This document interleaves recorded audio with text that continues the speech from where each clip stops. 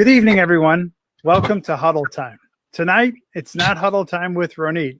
It's Huddle Time with Frank. My name is Frank Folco. I'm the CEO for Cosmetologist Chicago and America's Beauty Show. Tonight, I have the good fortune of interviewing Ms. Ronit Enos.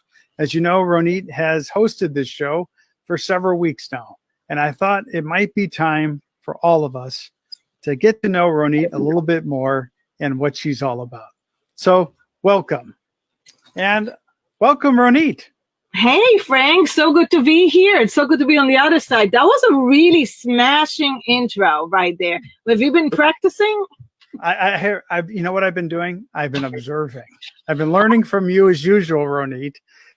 And I've watched your show for several weeks. And I just want to say right off the bat, we can't thank you enough again. I mean, you've done such a great job in building Huddle Time for America's Beauty Show and Cosmetologist Chicago. And you've done it all for your own goodwill and your own funds. And on behalf of all of my colleagues and all of the licensed beauty professionals out there, thank you, Ronit, for bringing Huddle Time to life and really serving our community in a time of need. So thank you so much. And I'm so glad to be interviewing you tonight. This is a big deal. Yeah. Thank you so much. That was a wonderful word. It's really kind. It was a pleasure for me to do it, and I love it. So that's great. Look, this is how we're going to work tonight. We're going to start at the end and work backwards. So I want to start with you have an event coming up here on September 14th at 1 p.m. Eastern. This is going to be a free webinar for anyone that wants to attend. You're co-hosting it, I believe, with Force Software. And it's called Lifestyle Recruiting. And for everybody that's watching in right now, this Huddle Time will not be all about this event, but I just want to start there because we're going to work backwards. So it's September 14th at 1 o'clock Eastern. It's free to everyone. It's called Lifestyle Recruiting. And Ronit, what is it all about? And I think from there we'll get into our conversation about you. So what's that event all about? Yeah, good question. So lifestyle recruitment is really about what it is. It is the new way of recruiting. It's the new way of building a team. If from the 50s to the 20s was 1.0 version of Salon hiring, right now it's a 2.0, the new version of recruiting. And lifestyle is where it is right now. So we're going to. What do you mean by that? I mean, lifestyle recruiting. I mean, like, what is that? Well, let's put it this way. It's when we're looking into build a team and we're looking to build a company, the number one things that as hairdresser or salon owners that we start as hairdresser. And then before you know it, we decided, we did really great at owning our books. We're very busy. We're confident about doing great hair. And so we feel like, it's time for us to build a company. It's time for us to open a salon. It's time for us to just go at it, hire people. And, where does it come from? Build it and they will come. So you open a business, and before you know it, you have 1 employee, 2 employees, 3 employees. And before you know it, now you have a company. You're no longer just you and another chair. And the hardest thing is, how do you manage and how do you grow a salon? How do you grow a company if you don't really know how to create the team that reflects your lifestyle? Like, how do you want to show up in the world? And so we're going through a really great exercise through the seminar, which is basically say, well, what is the lifestyle that you want to create for yourself, right? Well, what kind of a life do you want to have? Do you want to work 7 days a week? Do you want to work 5 days a week? Do you want to work 3 days a week? And we start asking you the question as a salon owner to start thinking within intent, with a design of how you want to lead your company and how is the company going to serve your lifestyle goals. So if I'm hearing you correctly, what I'm hearing you say is that you try to design your organization and you try to design your team so that it supports the life that you want to live ongoing. 100%. Is that correct? 100%. 100%. You know, you have to build a company that is going to serve your own goals.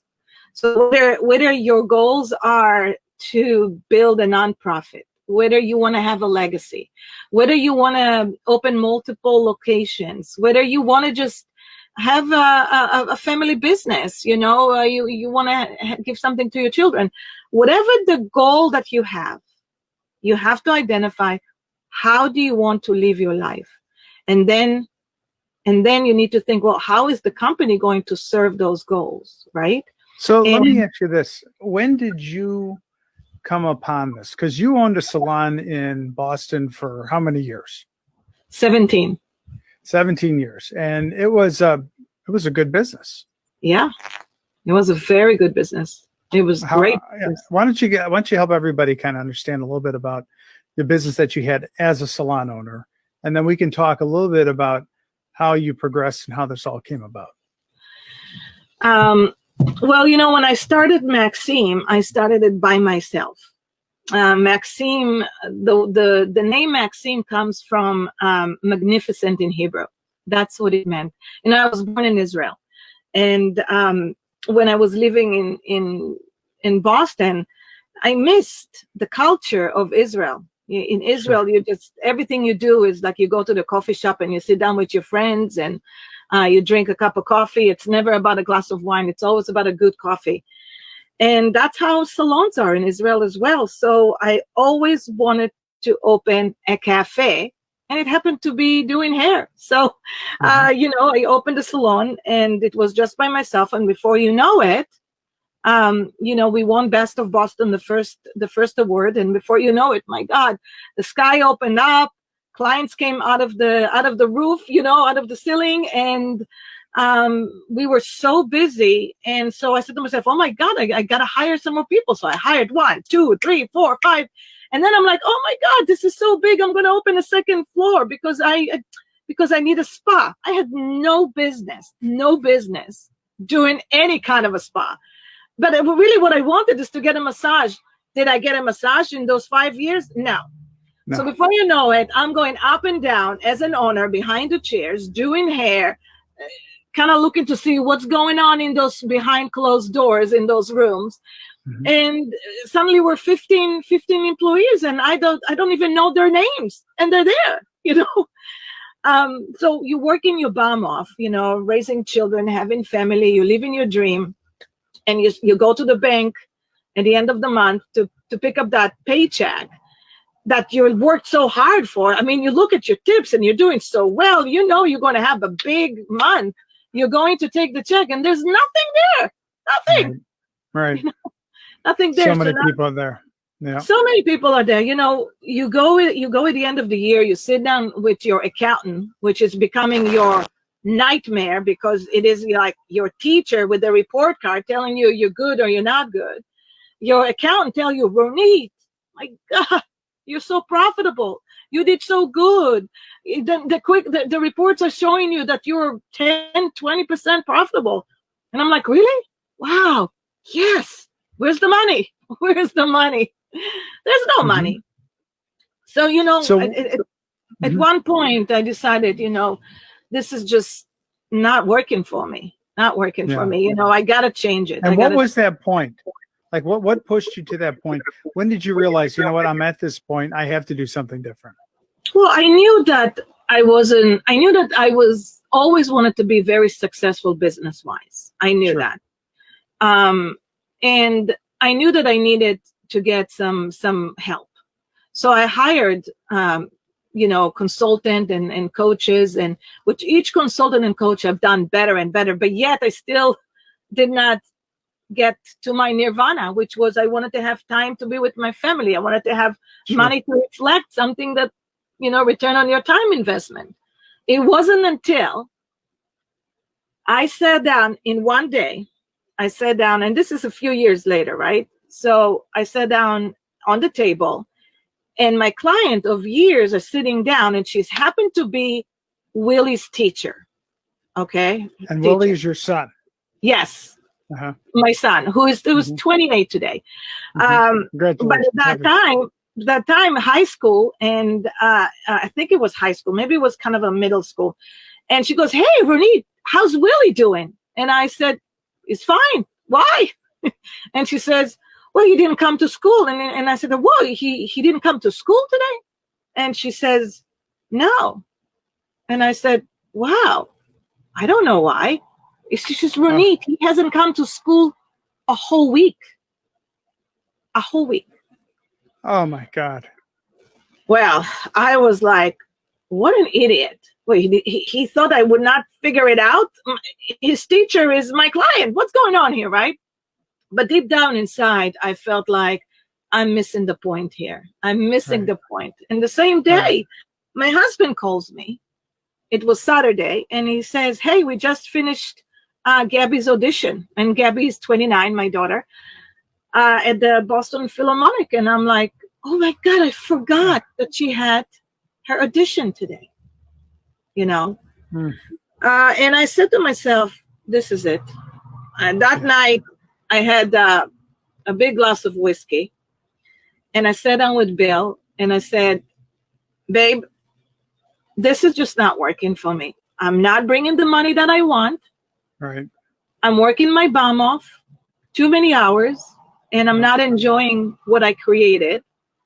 So it's either I go back to be a hairdresser, or we close, or we sell. It's just I don't want this. It's ridiculous. This is not what I want." And this was how many years after you opened the salon? So this was 4 years after we opened the salon. Okay. And you had the salon for 17. Yes. Okay. So you get in there, you're 4 years into it, you're working hard, things are moving in the right direction, and you realize that the reason why you got into the business has escaped you and your family and all the people that you're working for. You've become disconnected because of the business. It's a blessing and a curse. Right. So the biggest joy of my life that I thought would be became the biggest source of stress in my life. Yeah, sure. Yeah. So, what do you do now? And Bill sat down with me and he says, and I'm going to ask you a personal question just because I think it's important. Okay. How old were you at the time? Because I think it's important for everyone to kind of get a feel for, like, at what point were you in your life that you're just kind of like, wait a second. I was in my 30s. I was in my 30s. Oh, so you're in your 30s. Okay. Yeah. I started the family life young. So in my 30s. Okay. Good. Yeah. Good. That helps. Cause where you're at. Okay. You're in your 30s. You're in your 30s. You're making money. You're living the American dream, and you realize the American dream has overtaken your balance of life. So you sit down with your husband, and then what happens? And don't get me wrong, we won many Best of Boston. We won several awards. We've been in a lot of magazines. All the fluff, we got all the fluff, but the fluff doesn't get you what you really need, right? Sure. So Bill says we put over $300,000 into this baby. We're going 100% full force. We are not going to stop, but we're going to have to figure out what to do that is totally different. Okay. So I said, okay, what am I going to do? What am I going to do? I said, you know what? And just so everybody knows, Bill is Ronit's husband, and he's a great guy. You guys have been married for 32 years. So he has to be a very special person, and so do you, for both of you to be together and raise a beautiful family of 2 children. And so you're doing all the right things. So you're back. Bill says, hey, we're going in full bore, 100%. 100%. So what I did is I decided, you know what? I'm going to go and do a research and find out what do top 5% most successful salon owners do, because that's who I want to be. Right. I want to be able to scale. I want to be able to grow a company. I want to be able to provide to my team, my family, the way I want to. If I'm going to do it, that's how I want to do it. Sure. And I want to be able to do things that I want to do. You know, I wanted to go visit Israel whenever I want to. Right. So what I found is I stepped away from the industry and look what small businesses do to be successful. So it wasn't a beauty industry base. It was outside. Sure. And what I found was that 70% of small businesses in America fail within 1 to 7 years. They close doors. 25% are leaving paycheck to paychecks, which is 50% of the community in America. Okay, 50%, right. Which is crazy, insane number. And only 5% are thriving. Only 5%. And I said, okay, that is what I'm going to crack the code. I'm going to figure out what do they do. And I learned the 3 things that make them so successful. And I came back to work and I applied the 5%. A good friend of mine and mentor, George Stasek, used to say to me, Frank, experience is a valuable teacher. Yeah. Unfortunately, it's very expensive. Yeah. So, you know, we have the good fortune of learning from you, Ronit, and you've done it so eloquently over the last few weeks. So what are these 3 things that you keep mentioning that were so critical? Because that would probably help a lot of people that are on this tonight watching.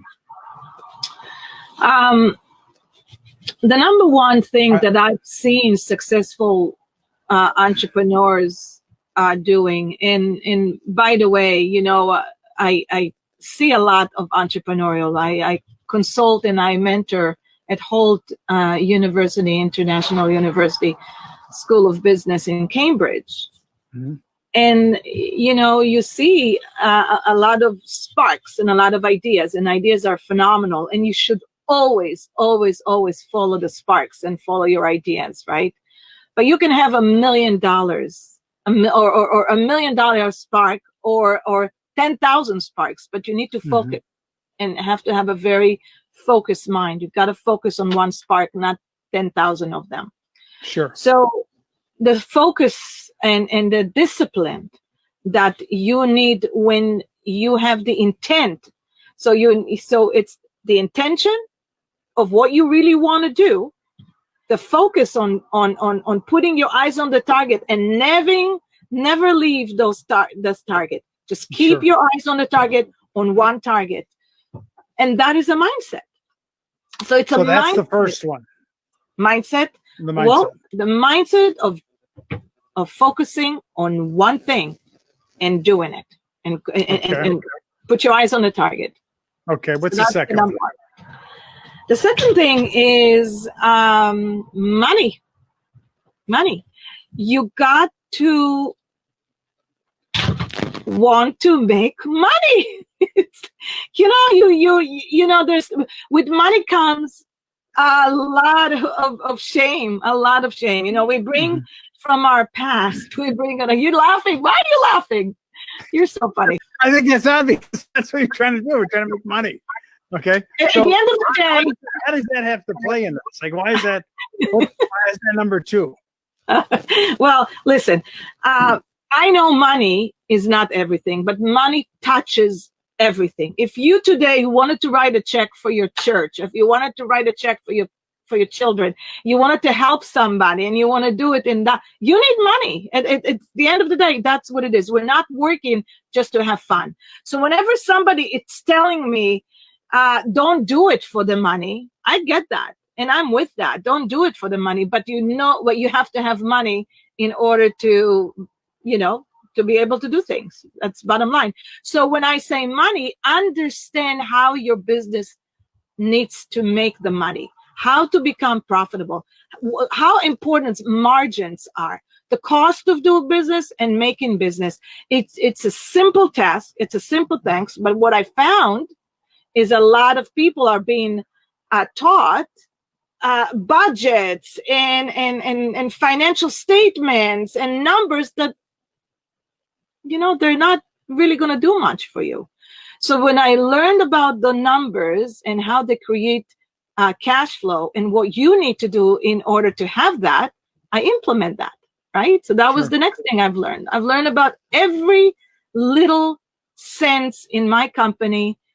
Where does it go? Where is it coming? And how can I multiply it? What can I do to make more of that?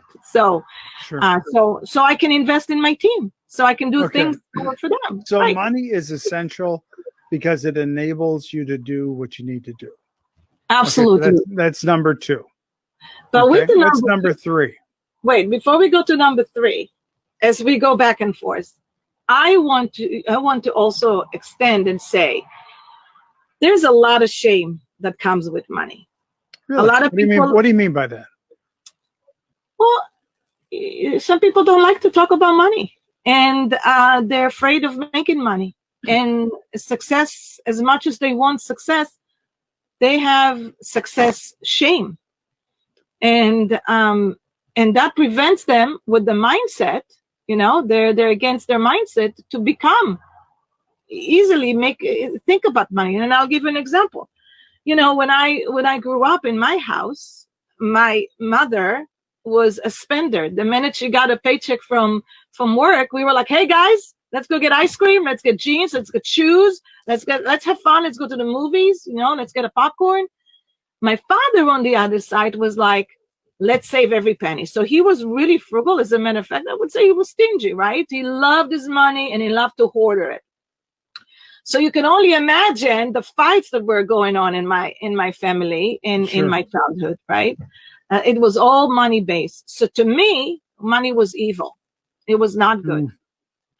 And as much as money was evil, my father was really strong and very strict when it comes to learning math, right? Like mathematics. I mean, there were times he would lock me at the door in my room, and I wouldn't be able to come out unless I learned my multiplications. So in very young age, I learned how to not like numbers, that they're not good for me, and money was evil. And I took those 2 stories in my brain, in my mind, into my adult life, and then later into business.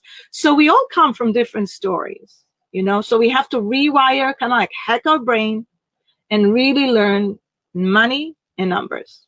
Have to. You know, I think that's an interesting point. We'll come back to this because I think there's a lot to talk about and unpack with that, because money really is a topic that polarizes relationships. It really affects how people define themselves and how they define others. So we'll come back to that. So the number 2 is money. And what's number 3? Systems. What do you mean by that? Like computer systems or work process systems? Operational systems. And that helps you scale, that help you move away from being an operator in your business. So when you get to the point, if you're an operator, if you open a business and you are the producer and you're the operator, if you want to grow, if you want to scale, and this is 100%, I might get a lot of argument about this, but if you want to grow, you can do it in 2 ways. You either hire a manager, a very high qualified manager, to run the systems for you. And the systems are recipes that produce automation to some level that allows your business to run for quite some times in one way. So you can grow, so you can expand. You can scale. So you either you hire a manager that is very high qualified that can learn your culture and do this, or you have to become the system manager, right? Or the producer, but more than anything, the visionary. So I highly believe that if you do want to scale, you got to get away from being from behind the chair and move to the front of your business, to your vision. And so we started this whole conversation about lifestyle recruitment. That is a system. And that is a very powerful system that will enable you to scale. And in order to put that system in place and to be very beneficial for yourself, you cannot do it while you're inside as an operator. You can't. You can be superwoman like me and try it and then figure out that your son hasn't showed up in school, or your daughter is in the audition and you're not there. So Right. yeah, so that's a system. All right, so let's go through those three one more time. The first one is focus. Mindset, focus. Okay. Yeah. Second is money. Yeah. It enables you to do what you need to do. And on that whole subject of money is understanding the numbers of your business. Yeah. And the third is, we call it freedom. the third is systems. It's Salon Cadence, but there are systems. Yes. Systems. Okay. Yeah. All right. So focus, money, systems. All right. So you're 4 years into your business, and you realize that your son hasn't been in school for a week. You missed your daughter's audition. So how did you bridge over from where you were in order to be able to implement these three things in such a way that your lifestyle was able to change? How were you able to make that bridge? It's like quitting cigarettes. You either do it painfully slow until you're dead, or you are quitting overnight. So I quit overnight. I became the visionary, the CEO. I had a great team that allowed me to do it. Okay. I had a very frank conversation. And I said, I need your help. I need you to help me become who I'm supposed to be, which is I always wanted to be. I wanted to run the business. And so help me do it. You said this to your team. Mm-hmm. Yeah. Okay. And did you have like a lead, like somebody that you could kind of go to as your key person to help you with that bridge, or did you just kind of talk to your whole team? I talked to the whole team, because every person in that team has had a vital position and impact. Sure. And it was the whole team. Everybody had their position and how they were going to help, but they all understood the goals and the reason behind it. And one of the reasons that drove me to it was I just wanted to be a good mommy, and I wanted to be a good husband, a wife to my husband, and I wanted to be really good for my body, So that was really my goals. What was driving me to do that. And what's great about that is it's not an or statement. It's not like have the career you want or have the life that you want. What you're suggesting is it's an and statement. So have the career that you want and the lifestyle that you want. And you just have to get into balancing it out a little bit better with these three things. So focus, systems, and money. So let's go here. You talked to your team. Your team said, okay, did they think you were crazy? I mean, did they say, what's Ronit? Let's see how long this lasts? Or were they like, okay, well, what can we do to help? They saw me struggling. They saw me struggling, going back and forth, doing that entrepreneurial dance, wearing all the hats and trying really hard. And, we're all very passionate about what we're doing, especially salon owners. They just want to give as much. They're people pleasers. But at one point, you have to think about, can you please yourself? Can you please yourself? Because if you're going to always be thinking about what people think of you, or you're going to please and do everything because you want to please others, then you're really not pleasing others, because you're not pleasing yourself. In order to please others, you have to please yourself first, so you can create the life that you want for yourself and for your team. It's just, and that's what lifestyle is all about, is a collective. And today especially, today is not about one leader and one team. It doesn't work today. Today, the only thing that matters, the only thing that works is collective leadership. You don't hire people that are not seeing that. You need to hire people that can see that it's a collective effort to build the lifestyle that we want, because life is not easy. Life is hard, very hard. Life's a team sport. life is teams work, and it's never going to stop. It's always going. You're right. Yeah. You know, so Frank, you're the same way. Yeah, absolutely. So let's park there for just a second. So how does the staff or your team benefit from lifestyle recruiting? I'm gathering in our discussion that clearly as a salon owner, you made this decision, you've made this leap, you implemented these three key things of focus, understanding the money or the numbers, and then putting in the systems in place. But how does your team benefit from that? Okay, so a good question to ask, and we do this a lot with our salons. A good question to ask first is you, and you ask, if I could have the perfect week, what would it be looking like? If I could have the perfect month, what would it look like? And then go to the year. If I could have the perfect year, what would it look like? And think about it for a second. Think about it 100%, and don't leave the tables until you've filled up a full paper telling the story of your lifestyle. So that means I only want to be at work 5 days a week. I only want to work 8 hours in my job. I want to be the CEO, or I want to be the producer. I want to be the educator. I want to be the platform artist. Okay, great. How many hours are you going to invest in yourself? I want to wake up in the morning at 5 o'clock, and I'm going to go to yoga, or I'm going to do my run, and what? Play by play. You know, when you play football, it's play by play, play by play. Do a play by play. Do a week, do a month, and do a year. How many weeks do you want to take on vacation? How many weekends do you want to be off? How many Saturdays you don't want to work? You know, create this, design this, be intentional about how you want to do your work.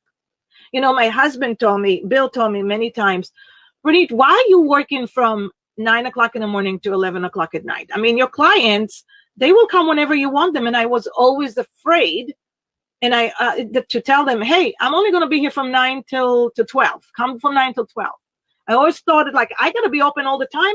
I got to give them whatever they want because I don't want to lose clients. But it's wrong to think like that. It's wrong. It's not true. It's your brain telling you all these lies, that they need you, that they need you, that they want you any moment of the day. Wrong. Wrong. You know, create the life that you want to. Now, once you had this exercise, let's have a staff meeting, and let's let them create the week that they want, the month that they want, the year that they want, and find out, are you guys on the same page here? Right. Most likely. So, go ahead. Most likely you are. All your staff wants the same thing you do. It's a lifestyle. Yep. So I think that is a great exercise, and I would encourage everyone that's watching tonight to do that. Get a pen out, and I'll do this. Start with your perfect day, then do your perfect week, then your perfect month, and then your perfect year, because it starts with the day. And if you can just start there, I think that, Ronit, everything that you're saying is just so spot on. But, you know, you have to ask yourself, and I know that I do, just reflecting on when you're talking, like, I have to really work at this. And like, I have to journal, and I have to hold myself accountable to making sure that I'm trying very intentionally to have the perfect day, the perfect week, the perfect month, the perfect year. And you're never going to get there 100%, but if you can be intentional about it, you can get to where you want to go and live the life that you want. Now, it's not perfect. Nothing's perfect in life, but I think probably now, Ronit, more than ever, especially with COVID, because COVID has just disrupted everything. It's disrupted every person's life. It's disrupted every business. So it's almost like the ideal time to recalibrate if you haven't done this exercise. And the good news is that because everything has been disrupted because of COVID, we all have an opportunity, all of us, to reimagine and reinvent and reanimate the life that we want. And if our day is not what we want, we have the opportunity to change it. because we Absolutely. can.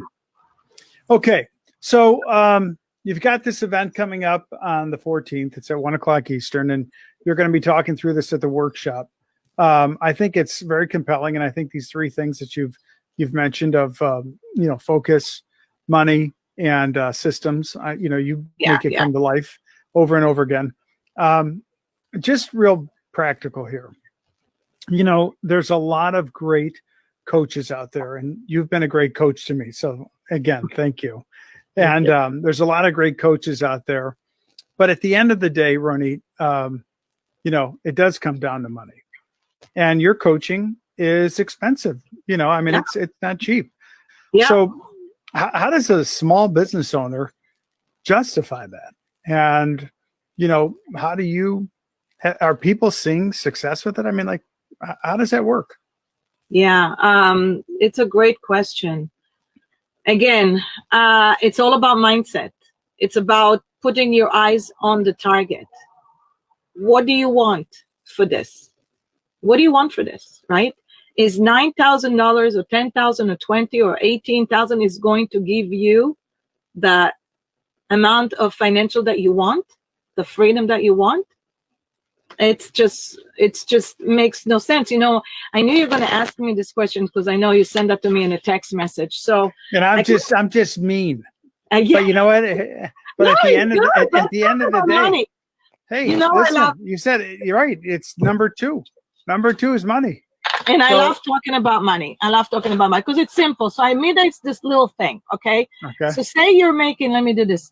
Okay. So say you're making $50,000, right? How is this? And you're thinking about, okay, what can Ronit do? What can Salon Cadence do for you?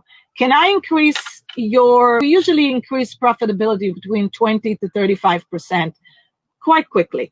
So and when I say quickly, I don't mean within 2 or 3 months. Okay. I mean like within the year. So what if I can increase by $10,000 your month? So that will be 60,000, right? And then that means that we move in the trajectory to $120,000 extra a year in a lifetime value of 20 years. So if you want to be working for the next 20 years, that means that in a lifetime value is $2.4 million of a lifetime value. Is that worth your investment? It does. So talk me through, if I'm a small business owner and I hire, Ronit as my coach, talk me through what am I going to get and how do I know that you're going to help me get there? Well, I will tell you one thing. My mission is to change salon owners' money stories. If I can change your money story, I'm very happy. If I can change your freedom, I'm very happy there. So my mission is that. And it comes out that we never stop finding different streams of revenue, different way of how to multiply your income. How do we create you to be so confident and happy so you can sleep good at night, so you don't have to worry? Is it hard? Sure, it's very difficult. It's not easy, but you get there. And we're there along the way with you. So we coach you, we consult you. We have a different type of coaching. We wear many times the coaching hat, and then we take it off and we put the consulting hat. And with Ronit, you also get the general hat. So we create. I know that hat. And you know that hat. I know that hat. Yeah, and we have something so unique. We have a community of all salons together. And in the community, we have a group that we call sprinters. And in the sprinters, what we do is it's a specific unique that sets goals. And we measure the 8 weeks worth of goals. So together, we sprint. And together in 8 weeks, we get to the goals that we wanted to achieve. And we hold each other accountable as a community together. And it's awesome. So that's one of the things that we do. If I can just be frank, Please. In fact, I think we should call, instead of changes from huddle time, it should be having a frank conversation with Frank. But go on. Oh, I love that. That's perfect. To be frank, we just get shit done. We just don't waste time, and we keep going and we keep going. And that is, we never stop, you know. So we meet 2 times a month together.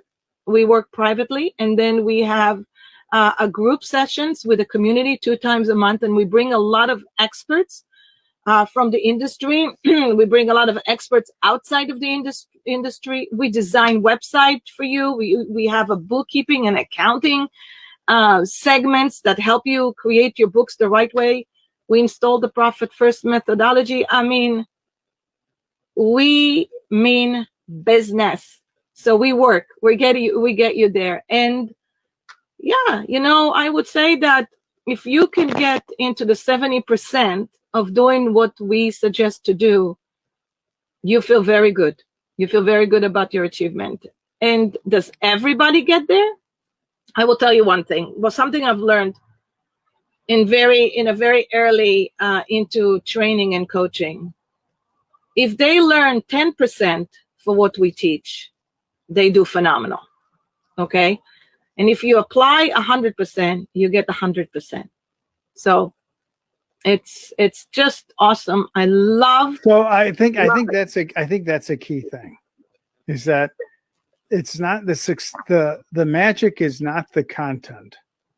The magic is the coaching, and the discipline and the diligence of the follow-up and keeping everyone on track. Mm-hmm. And I think, Ronit, that is something that I think you have done your whole life, in your personal life. When you realized you got off track, you got yourself back on track, and you turned your business around. And you do that with clients. I've seen you do it with many clients, and you know, we've had the good fortune of knowing each other for several years. So I've seen you do it with many clients and folks that I talk to independently outside of you. And I've seen you do it with me when I've asked you for help, because you've kept me on track. And you know, the projects that we've worked on together, painfully, you've kept me on track. Okay. but I thank you in the end, because in the end, your intent and your heart is always in the right direction. And that's what I so deeply respect about you, is that your intentions are always to help. It's never to show up it's never ego driven. It's always that of a helping person. Even when you call me late at night with something that I just want to scream about, I know that your intention is always to help and to serve others. So let's just take it all the way back, and we're going to wrap up this interview. You've told me an interesting story, which I think you're still doing to this day. And I asked you once in a meeting, I said, Ronit, please introduce yourself. And you gave me some generic answer, the group some generic answer. I was just like, oh my God, she's totally missing the boat here. Tell us the real story of who Ronit is. And you shared with me that you were in the Israeli army. You served in the Israeli army for a period of time, and you served as an instructor. Yeah. Would you share with us that story? What did you do? Oh my God. Okay. That was just a couple years ago, right? No, what did you do in the Israeli army? How did you serve? What was your role?